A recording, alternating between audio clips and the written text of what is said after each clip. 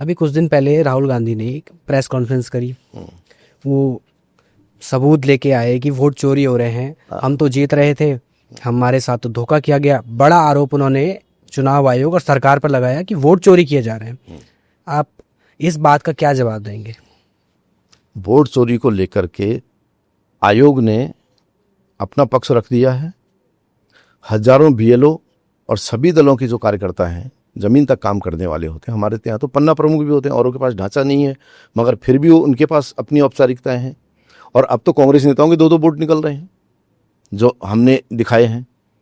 सबसे बड़ी बात है, अभी तक ईवीएम की बात हो रही थी, ईवीएम के बाद अब इन्हें लगा कुछ नया लाना चाहिए। वोट चोरी तब नहीं हुई जब 46 में कांग्रेस का अध्यक्ष का चुनाव था, और वो अध्यक्ष का चुनाव इस हिसाब का था कि जो अध्यक्ष बनेगा वो देश का प्रधानमंत्री बनेगा। तो तब जो प्रदेश कांग्रेस कमेटी थी उसके प्रस्ताव आने थे, तो तब 15 प्रदेश कांग्रेस कमेटी थी, देश भर में 15 कांग्रेस कमेटी, उसमें 3 की अनुपस्थिति थी। 12 ने अपने प्रस्ताव जमा किए और 12 के 12 सरदार पटेल के पक्ष में थे। 12 के 12। चाचा को एक वोट नहीं मिला, चाचा के नाम की एक भी व्यक्ति ने सिफारिश नहीं की। देश भर की वैश्विक नेता थे वो, जिस तरह बताया जाता है। उसके बाद गांधी जी के कहने पर सरदार पटेल साहब ने अपना नाम लिया और इनको किया। तब गांधी जी के आड़ लेकर के इन्होंने वोट चोरी की, पहली चीज। उसके बाद देश का पहला चुनाव था 1952 का, लोकसभा का आम चुनाव था, जो 6-7 महीने चला, 53 तक गया वो। उस चुनाव में अंबेडकर साहब, जो कि इस्तीफा दे चुके थे इनकी कैबिनेट से, और दक्षिण मध्य मुंबई सीट से चुनाव लड़ रहे थे। वहां पंडित जी ने लंगर डाल दिया और अंबेडकर साहब के पीए को, काजोलकर को, कांग्रेस से प्रत्याशी बनाया। 14,000 वोटों से अंबेडकर साहब चुनाव हारे और 80,000 वोट कैंसिल किए गए।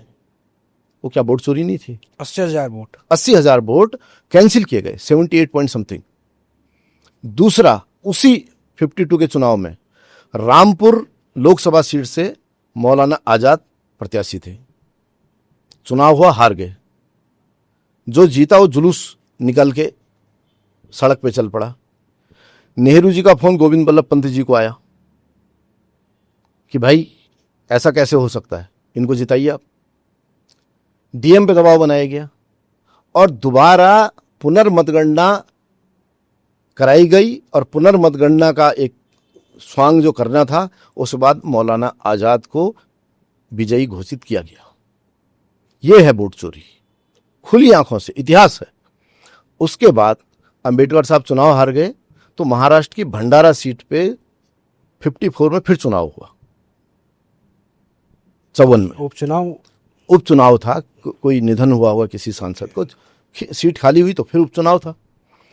उस उपचुनाव में भी पंडित जी ने डेरा डाल दिया और वही सारी टेक्नोलॉजी यूज की, वोट चोरी की, उनको फिर चुनाव हरा दिया। उसके बाद वो सदैव के लिए अस्वस्थ हो गए और बाद में वोट चोरी के आरोपों के कोर्ट में सिद्ध होने पर इंदिरा जी को जब अयोग्य घोषित कर दिया गया, सदस्यता निरस्त की गई, तो उन्होंने तो पूरे देश के वोट छोड़ दिया आपातकाल लगा करके।